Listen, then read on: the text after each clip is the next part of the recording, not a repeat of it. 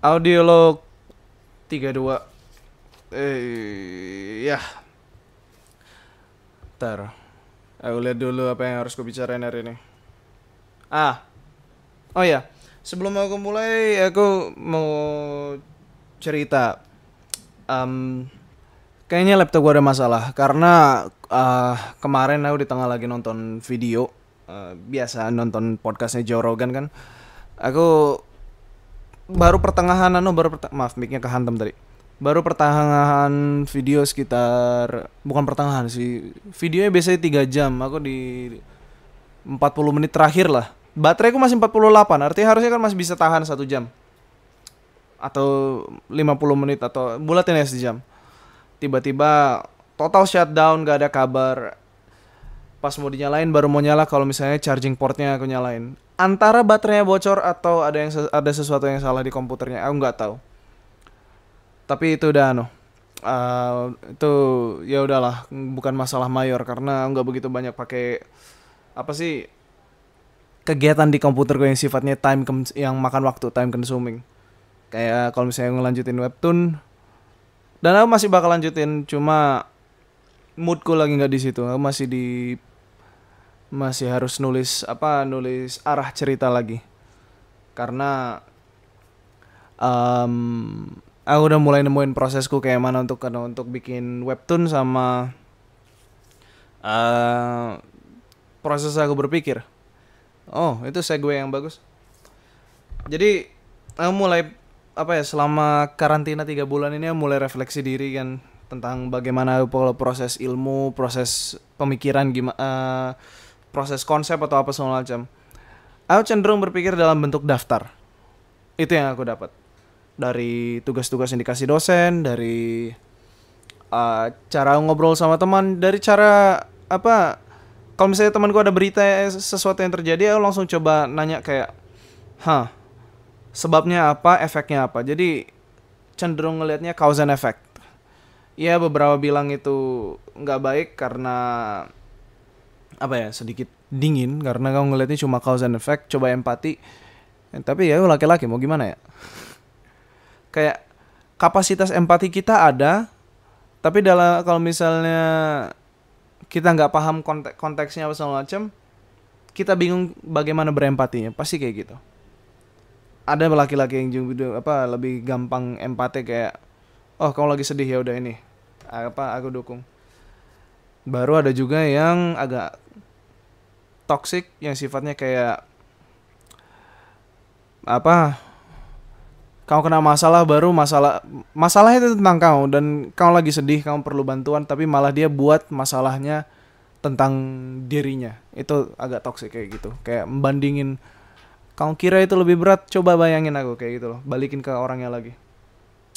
Jadi kayak gitu, aku mulai berpikir dengan daftar. Dan ini aku tahunya dengan ngobrol sama Daivan tentang musik. Ini nyambung dengan cerita yang kemarin. Jadi kan aku kunjungan ke rumah dia, kita berdua ngebahas tentang bagaimana aku dari SMA selalu nanya ke dia, bagaimana skala di musik itu bekerja kan. Dia konsepnya kayak ya kayak gitu, kayak skalanya memang udah kayak gitu, ingat aja bentuk skalanya ini. Kayak dia ngasih aku semacam kolom gitu kan, kayak ikutin kolomnya itu skalanya. Aku sendiri masih bingung, tunggu bentar, aturannya gimana nih, ya kan? 7 tahun kemudian aku datang ke rumah dia, kita udah kuliah, nanya-nanya, baru bilang, tunggu bentar, kan di piano itu kan melodinya itu selalu do re mi fa sol la si do, ya kan? Baru urutan do re mi fa sol la si do itu do ke re itu satu nada, re ke mi itu satu nada, mi ke fa itu setengah nada. Maksud kunci patokan kunci untuk skalanya itu nada yang jadi do kah? Baru kita harus ikutin do re mi fa sol la si do. Iya, kayak gitu. Nah, di sini yang aku mulai sadar prosesnya kita proses berpikir kita agak berbeda. Makanya kita dulu kalau misalnya ngebahas sesuatu, kita berdua tahu tujuannya apa. Approach-nya benar-benar tabrakan, kayak yang satu terima aja nanti ku susun di sini, aku milih coba satu-satu perlahan-lahan. Kayak kalau misalnya kita main Lego, aku milih sortir dulu Legonya, yang mana yang kecil, mana besar, mana itu. Dia milih, oke, aku kumpulin di sini, aku kumpulin di depan di depan platform, baru aku tinggal cetek kayak gitu. Jadi kayak gitu dekat ini, kayak dia dapat skalanya itu, skala musiknya itu langsung kayak tangkap, oh kayak gini, dan itu udah pasti. Aku nangkapnya kayak aturannya ini, do re mi fa sol la si do. Nadanya harus ku sesuaiin. Do itu C, re itu D, mi itu E, fa itu bukan F crash tapi F. Kayak gitu. Nah, dan kayak gitu juga dari kuliah aku mulai ngeliat kayak, aku mikirnya kayak gini. Aku mikirnya sifatnya kayak cause and effect, sebab akibat, selalu kayak gitu. Iya, agak sulit karena kriminologi beberapa divisi yang pengen menekankan kayak kamu harus bisa rasain apa yang dia rasain. Pertama, aku datang dari kelas menengah. Korban, kalau misalnya aku harus paham tentang perasaan korban, bagaimana bisa relate ke korban, padahal korban sendiri kondisinya berbeda dengan aku. Pie. Jadi aku lebih cenderung kayak, aku coba pengen memahami bagaimana satu berakhir jadi dua. Kayak gitu doang. Bagaimana, ya kayak gitulah, kalian ngerti prosesnya kan, kayak 1, 2, 3 bertahap dari sebab, penyebab ke akibat. Pasti kalian ngerti lah. Ada orang yang kayak, oh aku bisa ngerasain yang kamu rasain, simpati, empati ya. Ada yang bisa kayak gitu. Aku lebih cenderung ngeliat ke sebab akibat. Ayolah, aku udah bahkan bikin episode sebelumnya kayak aku lupa di episode berapa di podcast ini ya, aku cerita ke kalian. Kalau ada temanku yang baru kehilangan keluarga, ini bukan masalah aku nggak bisa empati, ini masalah tentang aku pengen memahami. Dan aku berakhir nanya, sebabnya apa, penyebab meninggalnya apa. Kalau misalnya aku nanya itu ke cewek, pasti berakhir itu, kenapa kamu lancang banget sih. Tapi dalam pikiranku kayak, aku cuma pengen paham sebabnya apa. Aku nggak bakal nyalahin kayak itu memang salah dia nggak hidup sehat. Itu nggak mungkin lah. Kayak, oh begitu, ya udahlah, aku bakal bilang, kalau kamu kayak kalau udah paham situasinya, oh ya udahlah, baru aku coba konfirmasikan, kalau kamu kondisimu gimana, sehat aja kan? Sehat. Kalau misalnya kayak tetap kuat apa segala macam, aku pasti aku bakal ngarah ke situ. Tetap sehat, tetap kuat, karena setidaknya ada satu atau dua orang dari keluargamu yang, atau kamu sendiri yang bisa membuat situasinya lebih tenang gitu loh. Kayak kalau ada satu orang yang kuat bertahan, baru bisa nopang emosi yang ada dalam keluarganya. Setidaknya mereka bisa walaupun berat, tapi setidaknya ada yang meyakinkan mereka untuk tetap lanjut. Kayak gitu. Itu kan sebab dan akibat. Nah, dan di sisi lain juga banyak refleksi dan apalagi ya. Aku waktu itu nggak sengaja nemuin video. Aku tahu banyak sekali ngomong tentang Jordan Peterson apa segala macam. Karena nggak ada referensi lain psikologi yang bagus di sini. Aku bakal bahas nanti di akhir. Karena aku secara intrinsik aku sendiri lagi haus banget cari edutainment, kayak entertainment yang edukatif. Tapi itu bahasan agak terakhir. Di situ dibahas tentang bagaimana di videonya dibahas tentang bagaimana supaya kita bisa kayak walaupun kawanan tapi kita tidak membenci kawan kita gitu loh. Apa yang mengkonstruksi seorang teman baik. Nah, dijelaskan seorang yang teman yang baik itu kalau misalnya kamu lagi ngalamin kalau kamu ngalamin downtime atau sesuatu yang sifatnya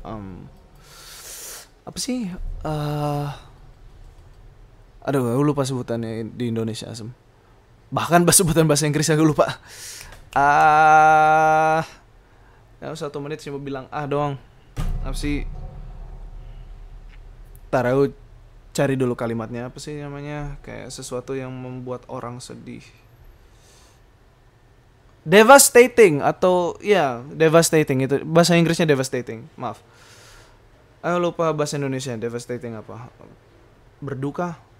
Nah, kalau misalnya kamu lagi berduka, temanmu akan berduka untukmu. Dan dari yang ku apa itu satu poin. Dan dari yang ku komparasikan dengan apa 4 teman dekatku sekarang yang selalu apa yang di apa yang ku sebut Raffi, Laviel, Daivan. Ini bertiga sesuai dengan kriteria itu. Jadi mereka nggak membuat masalah yang terjadi ke aku adalah mereka tidak mengkomparasikan masalah yang terjadi ke aku dengan yang terjadi dengan dia. Bahkan kalau misalnya ada momen bahagia, mereka nggak mengkomparasikan momen bahagiaku dengan momen bahagia dia atau momen bahagia kenalan dia. Itu preferensi. Aku coba pahamin itu sendiri dan oh ini maksudnya. Situasinya kayak gini. Aku cuma bisa pakai contoh. Aku nggak tahu bahasa versi bahasa formalnya nggak begitu tahu. Aku cuma bisa contoh. Aku makanya ngelihat situasi itu sebab akibat, tapi aku susah mengartikulasikan sebab akibatnya, jadi aku mengubahnya jadi contoh. Makanya bahkan Daivan nge-label aku rajanya bukan innuendo, apa sih? Innuendo.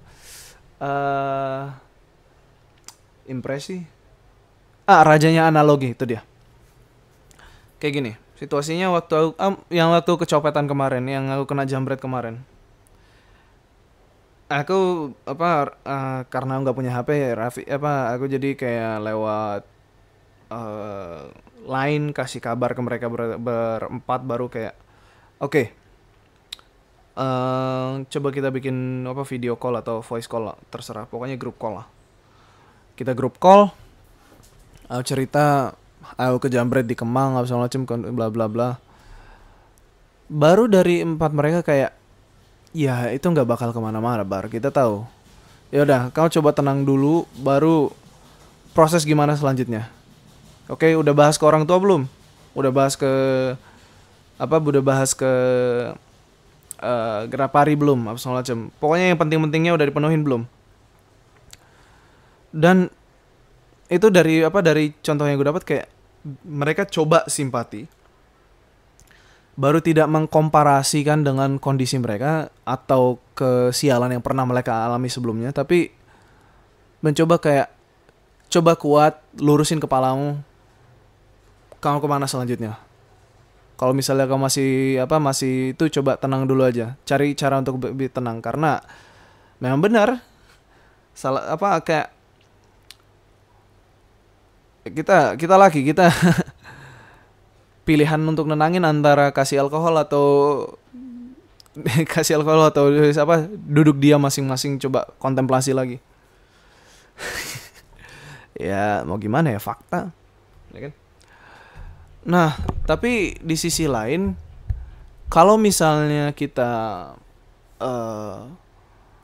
nggak setuju tentang suatu konsep, setidaknya kita bisa terima pertidaksetujuannya itu. Dan salah satu kejadiannya ada juga kita nggak setuju waktu kumpul di rumah Daivan lagi. Sumpah rumahnya Daivan jadi hub mulu, asem. Aduh. Nanti kita bentar lagi nanti kita cari cara supaya pindah hub lagi. Nah, kita ngumpul di tempat dia dan sejenisnya kan. Baru si Laviel dan Raffi mulai pengen tahu tentang kondisi romansku. Kayak sebelum aku lanjut cerita ini, aku pengen kasih tahu kalau konsep mereka tentang romans dan konsepku tentang romans itu agak sedikit berbeda. Well, itu memang faktanya kita kan mulai konflik bukan konflik sih, kayak ada ketidaksetujuan dalam diskusinya. Aku masih sedikit tradisional. Dan cenderung religius, kayak nggak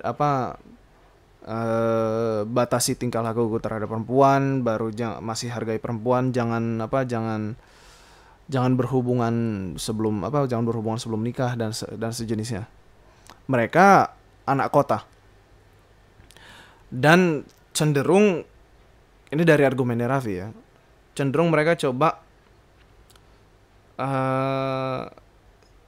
justifikasi, bukan cari, lebih memang faktanya justifikasi mereka lebih bersifat saintifik, ya kan? Kayak aku waktu itu dijelasin sama Raffi, kayak lihat secara psikologis, dan ini artikel psikologisnya ada, kalau misalnya kamu punya hubungan dengan romans dengan pasangan, skinship itu penting. Karena kalau misalnya nggak ada skinship atau apa segala macam, level afeksinya bisa hilang kayak gitu. Itu lebih itu disederhanakan dari yang disederhanakan dari kata-katanya Raffi kan. Dan aku tahu waktu kita ngobrol itu, aku tahu Laville pengen mengeluarkan konsep yang sama, kayak kamu perlu skinship kayak gini. Nah, aku bakal kontrapoin gue kayak, iya aku ngerti itu sains, aku terima kalau misalnya itu memang faktanya seperti itu, karena bukti saintifik, ayolah, bukti saintifik lah, artinya level feromon udah dihitung, level angka-angkanya ada, angka-angka saintifik yang bersifat biologis dan angka-angka saintifik yang bersifat rutinnya ada, artinya harusnya terbukti. Karena aku sendiri nggak tahu artikelnya karena itu kan informasi tentang artikelnya disampaikan dengan mulut. Aku sendiri belum nemuin artikelnya. Aku nggak tahu. Nah, kalau dari perspektifku, aku ngelihatnya kayak masih dalam posisi sebab akibat. Aku memilih untuk tidak melakukan itu karena gini, di samping sisi afeksi dan afeksi secara psikologis, perspektif emosionalnya gimana? Tanggung jawab jangka panjangnya gimana? Aku ngelihatnya kayak gitu. Aku selalu bikin guyonan. Aku selalu bikin guyon. Nggak ada di dunia ini yang namanya hamil itu accident. Nggak ada. Adanya married by stupidity. Gara-gara ya, ayolah, kalian setuju untuk enter it raw, kayak masuk mentah. Oke. Gimana? Di mana kecelakaannya? Please, kasih tahu di mana kecelakaannya. Aku sendiri nggak. Kecelakaan kalau misalnya kalian pakai pengaman, baru pengamannya robek, oke itu kecelakaan. Atau mungkin kalian karena kepleset di lantai licin, habis itu nggak sengaja masuk.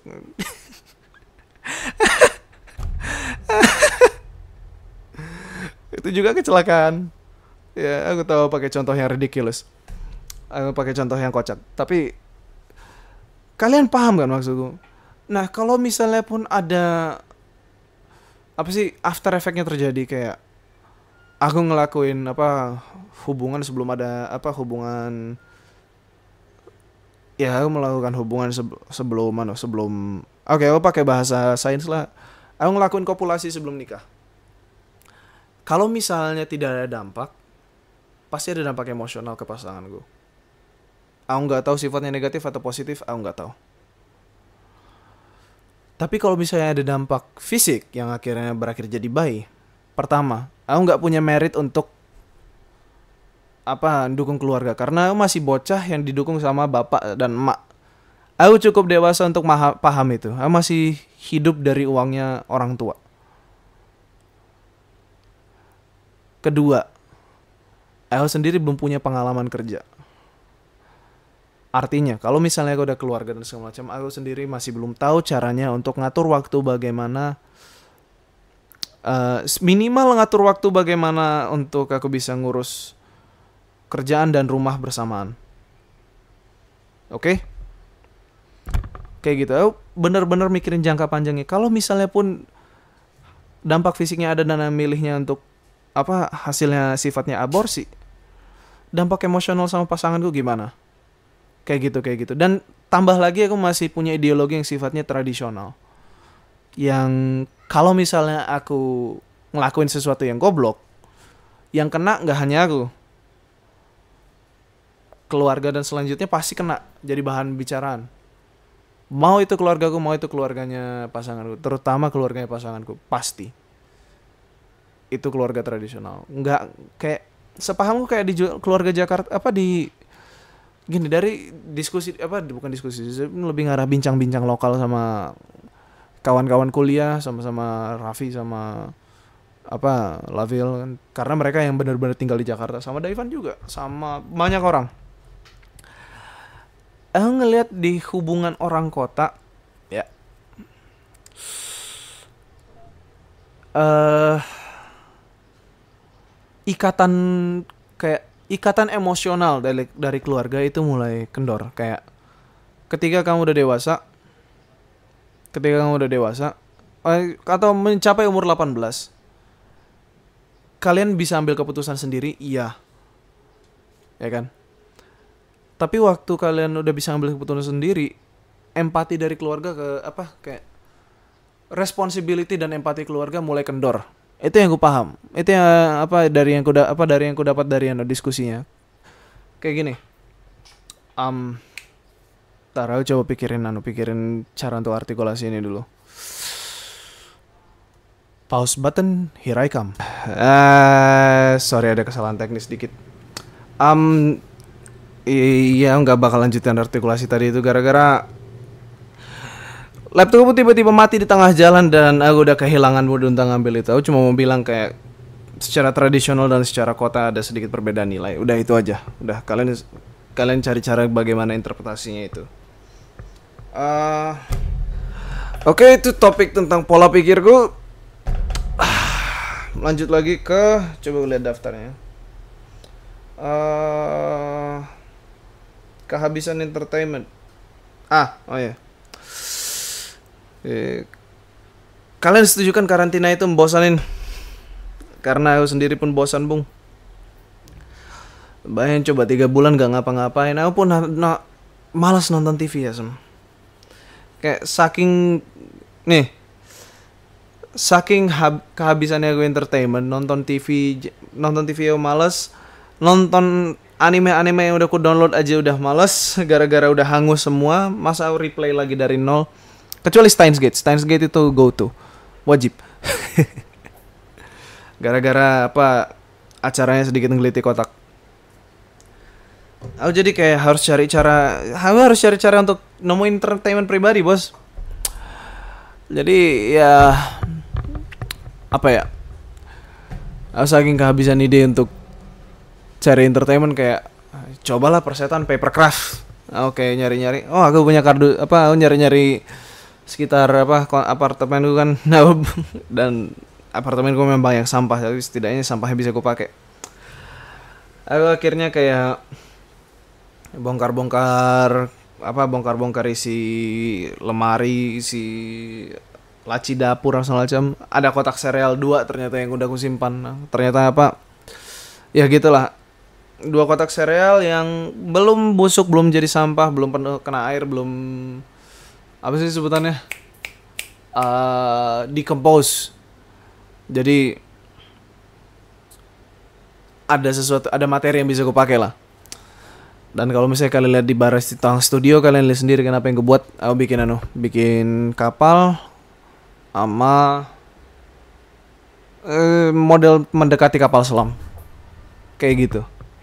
Itu pun aku udah bosan. Aku waktu terakhir sampai mobil dan mobilnya masih belum jadi. Aku belum bikin bannya, belum bikin interiornya, belum bikin mesinnya. Tambah lagi juga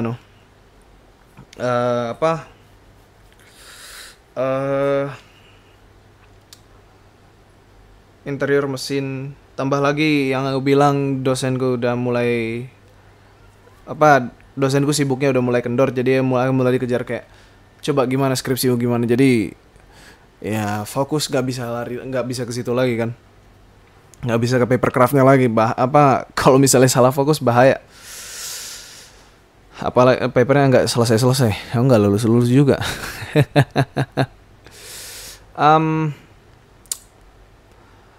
Baru sana udah habis, aku akhirnya beralih ke YouTube. YouTube pun udah ke apa, entertainment yang gimana ya, aku YouTube nggak begitu nonton vlog, aku nonton cari animasi singkat, short film atau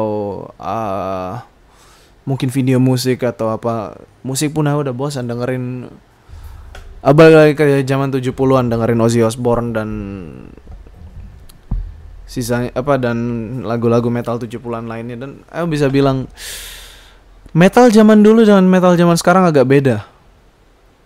Metal zaman dulu itu lebih ngarah kayak melodinya apa, seberapa ramai melodinya gitu kan. Kalau metal yang modern sekarang kayak seberapa keras kamu bisa teriak. Ya bahkan banyak orang yang nanya kayak, kok bisa sih kamu nikmatin teriak-teriak kayak gitu. Ya aku bisa ngerasain emosinya, jadi mau gimana ya. Kalau misalnya ngeklik ya klik, terima nggak terima. Baru juga itu cuma bertahan berapa minggu, cuma 2 minggu kayaknya, langsung bosan juga. Akhirnya aku balik lagi nyari edutainment. Aku akhir-akhir ini putar itu video apa, kalau kalian tahu Star Talk, itu radio atau podcast, aku nggak begitu ngerti. Itu punya Neil deGrasse Tyson, itu tentang astrofisika. Banyak orang nanya-nanya tentang apa, ilmu astrofisika kalau misalnya diaplikasikan ke dunia nyata gitu kan. Jadi aku nikmatin aja. Dan habis itu juga selain apa, astrofisika, apalagi yang aku coba cari di bentar, volumenya ini agak kelebihan jadi ada background feedback. Nah, menarik tentang astrofisika, kayak bagaimana dunia terbentuk gitulah. Kayak ekspansi tentang apa, kalau misalnya bagaimana dunia dalam konteks universe itu bakal berakhir kayak mana, bakal berakhir membeku gara-gara sel-sel di bukan sel, partikel-partikel yang menyusun apa dunia perlahan akan kendor, baru karena kendor jadi nggak ada friksi akhirnya dingin, beku. Itu satu. Habis itu tentang bagaimana, karena jarak antar planet itu sifatnya light year, jadi kayak dari posisi bumi kita ngelihat masa lalu dari planet itu. Karena kalau misalnya kita datang ke planet itu, ke planet lain yang kita temuin, secara light year pas kita datang ke sana, kita udah kita apa ya, waktu yang kita tempuh untuk datang ke planetnya, selama kita jalan planetnya berkembang seiring kita jalan. Jadi kayak pas kita nyampe mereka udah tahun berapa, kita baru nyampe tahun berapa, udah generasi keberapa, bla bla bla bla, kayak gitu. Dan itu cuma bertahan berapa minggu juga, 3 minggu kayaknya, atau enggak 2 minggu setengah. Tapi walaupun kayak gitu masih tetap ketagihan dengan edutainment setidaknya. Entertainment edukasi. Aku nyari dokumenter nggak begitu menyenangkan sih sama aku, karena gimana ya? Aku tertarik dengan beberapa dokumenter, tapi dokumenter yang sifatnya mekanikal. Kayak yang paling sering ku tonton 2 kali itu yang tentang kapal selam carrier punya Jepang I-400. Sayangnya cuma 5 yang dibuat. Beberapa udah dibom, sisanya udah karatan, baru ya gitulah nasibnya. Nggak dipakai lagi di Perang Dunia Kedua karena telat dipakainya. Itu satu. Habis itu tentang USS Nautilus. USS Nautilus itu kapal selam secara teknis tenaga nuklir, tapi gimana ya teknisnya? Maaf sendawa. Belum makan siang soalnya.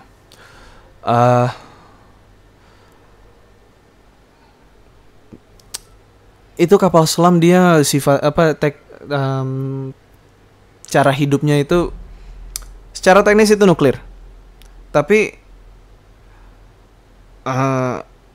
masih tetap pakai air laut untuk dihidrolisis supaya oksigennya masuk ke dalam masuk ke kabinnya. Gara-gara mereka nggak pakai tangki oksigen yang harus diisi. Mereka benar-benar elektrolisis. Jadi air jadi oksigen, disetrum, pisah, hidrogennya lari sebagai bahan bakar. Jadi kayak hidrogen sebagai bahan bakar tapi nuklir. Piye. Nggak dikasih tahu penjelasan apa teknisnya gara-gara tanda kutip rahasia militer United States. Ya udahlah. Itu dokumenter mekanik. Harus habis itu saking kehabisannya edutainment akhirnya kayak udahlah persetan aku buka videonya Joe Rogan aja. Karena Joe Rogan banyak undang-undang intelektual kan dia di podcastnya, jadi kayak ngobrolin tentang kayak gini baru begini apa tentang bagaimana kondisi masyarakat, bagaimana sisi komedi dan sisi saintifiknya. Aku pengen paham sesuatu tentang suatu konsep. Bayangin coba, itu manusia ngobrol tentang tidur selama 3 jam dengan dokter yang spesifikasinya tentang tidur. Ayo, kau nanya tentang tidur sama temanmu pasti 10 menit atau 1 jam itu maksimal, karena apalagi mau dibahas tentang tidur. Ini dia nanya satu pertanyaan, dijelasin sama dokternya 10 menit. Habis itu dia nemuin pertanyaan 1, 2, 3, 4, 5, dibahas masing-masing 10 menit dengan total 3 jam. Wow. Baru cari lagi tentang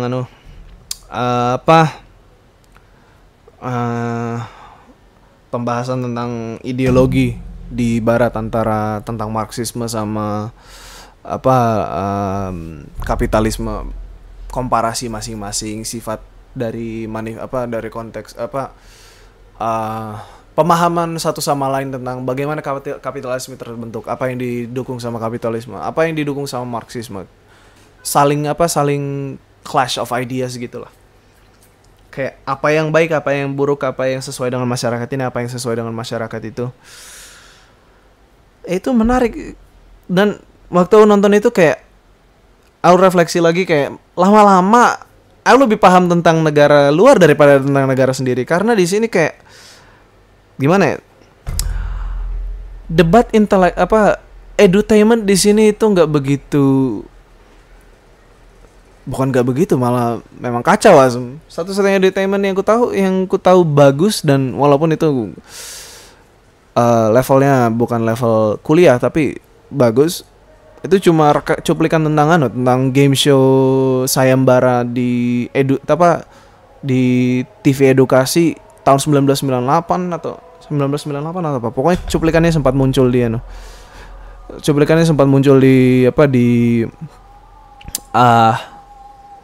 di YouTube, dan aku bener-bener nonton kayak oke, sejarah misalnya salah satu sayembaranya nanti tiga aku lupa nama acaranya, pokoknya yang ku ingat setupnya adalah 3 orang siswa vs 3 orang siswa, baru nanti ada host yang ngasih pertanyaan tentang sejarah Indonesia, mau dari sejarah Hindu, Islam sampai ke sejarah kemerdekaan.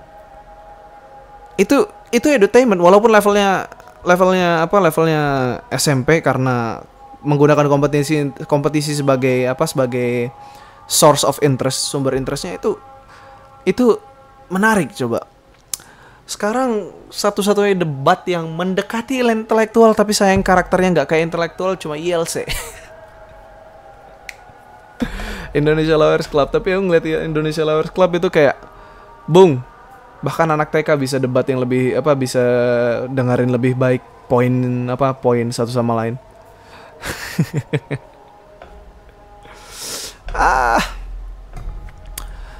Ya, jadi kayak perspektif kayak kalau misalnya ada yang bisa bawa edutainment itu atau debat intelektual itu yang sifatnya dewasa lah, kayak satu orang dengerin poinnya, bener-bener dengerin poinnya sampai akhir. Setelah poinnya dengar sampai akhir, bikin breakdown terhadap poin-poin tersebut, atau enggak daftarin aja poin-poinnya dan comebacknya apa aja. Habis itu satu orang paham lah etikanya bener loh. Dengerin, pahamin, baru bikin comebacknya. Jangan dengerin, potong di tengah baru balas. Aku diajarin untuk dengerin kata-kata orang sampai selesai baru kasih poinnya balik. Walaupun aku masih sering kebiasaan buat motong orang, tapi setidaknya berusaha untuk ngobrol balik. Setidaknya kayak gitu, kayak di debat intelektual atau di edutainment yang ada, kayak biar aku bisa tertarik loh gitu. Walau tapi bicara soal edutainment sih, aku sempat kemarin ngeliat ada cuplikan di story IG teman tentang ada mau diskusi publik tentang isu rasisme mahasiswa Papua di Indonesia. Aku nggak tahu bagaimana kayak reaksiku awalnya, kayak apa sih ini, kayak ngebahas tentang isu tentang rasisme, karena walaupun aku jujur aku masih belum tahu kayak mana isunya, karena pertama studinya belum ada dan belum ada yang berinisiatif melakukan studinya, baru diskusi umum. Kalau diskusi umum artinya aku harus lihat dulu itu kayak mana itu diskusi umumnya berlanjut, kayak apakah mereka pakai data atau cuma itu, aku nggak tahu. Semoga diskusi umumnya sifatnya civil lah. Kayak kayak yang bilang tadi, dengerin poinnya, daftarin poinnya, baru tinggal comeback. Mungkin itu bakal menarik. Aku nggak tahu. Aku nanti cek dulu. Karena nggak ada komen aku nggak bisa komen tanpa ada pemahaman pribadi tentang kondisinya. Karena aku punya opini tentang kondisinya yang didasarkan sama pengalaman abang sepupuku yang kerja di sana, sama istrinya yang asli orang sana. Jadi kayak selama angkanya masih belum muncul, aku bakal berpegang sama opini pribadiku dulu, kayak gitu. Dan bicara soal isu-isu yang Indonesia mulai sifatnya mirip banget dengan kayak isu-isu yang terjadi di Amerika dan sejenisnya, kayak mulai khawatir Asem, dan wajar untuk khawatir. Gara-gara kayak aku muncul aku pakai aplikasi Babe baca berita, baru lihat ada berita orang di Facebook upload guyonnya Gus Dur tentang siapa aja polisi yang jujur. Baru dia diproses sama polisi Maluku. Maluku kah? Ya kayaknya Maluku.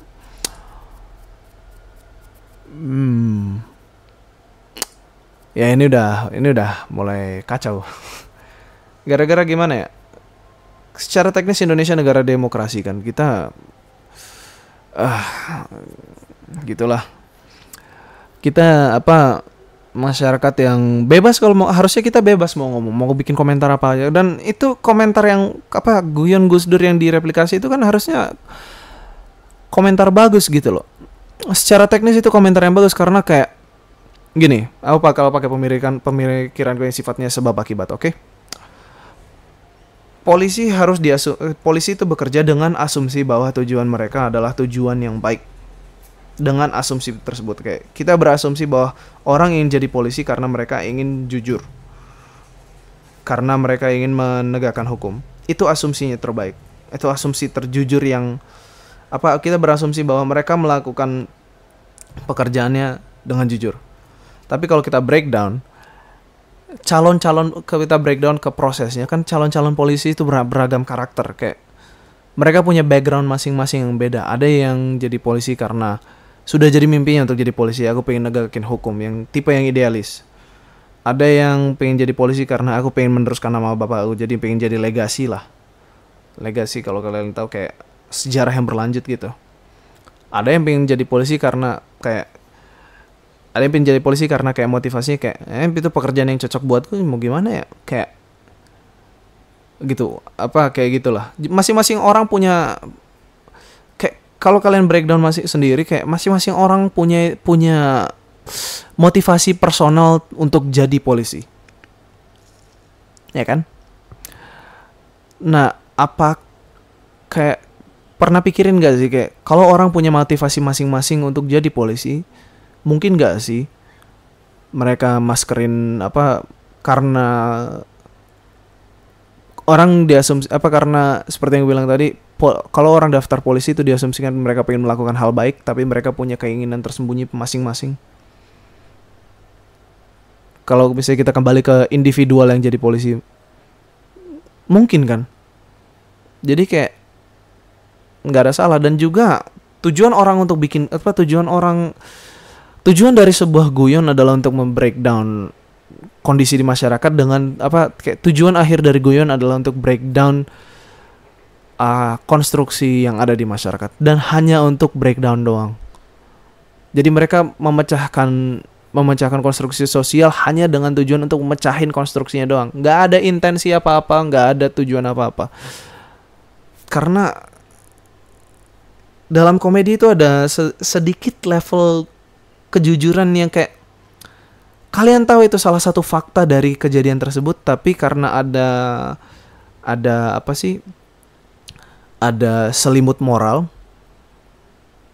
Jadi kita cuma fokus ke satu sisi yang membuat konsep tersebut benar gitu loh.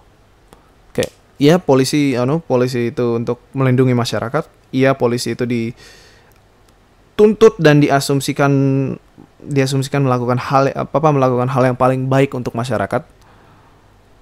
Tapi tapi dengan komedi langsung breakdown.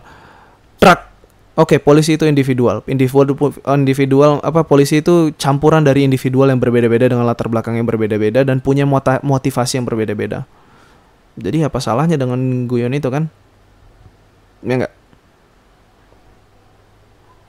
Ada polisi yang jujur, ada yang enggak.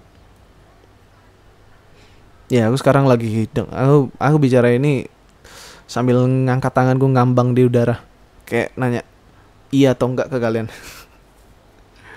Karena dari posisi gue iya. Bung. Apalagi yang bisa gue obrolin langsung. Tambah lagi juga orang kalau misalnya gimana ya? Aku nggak ngerti lah zaman sekarang sudah kayak kata-kata sekarang berbahaya. Nggak ngerti lah. Mungkin karena padahal hak asasi manusia kan kita hak untuk berserikat. Kita mau bicara apa bebas. Ya enggak? Kalian yang nulis loh. Di undang-undang jadi ya terima aja.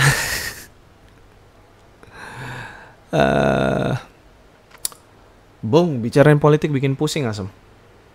Tapi sayangnya nggak bisa cari topik lain selain itu. Ya udahlah. Audio log over.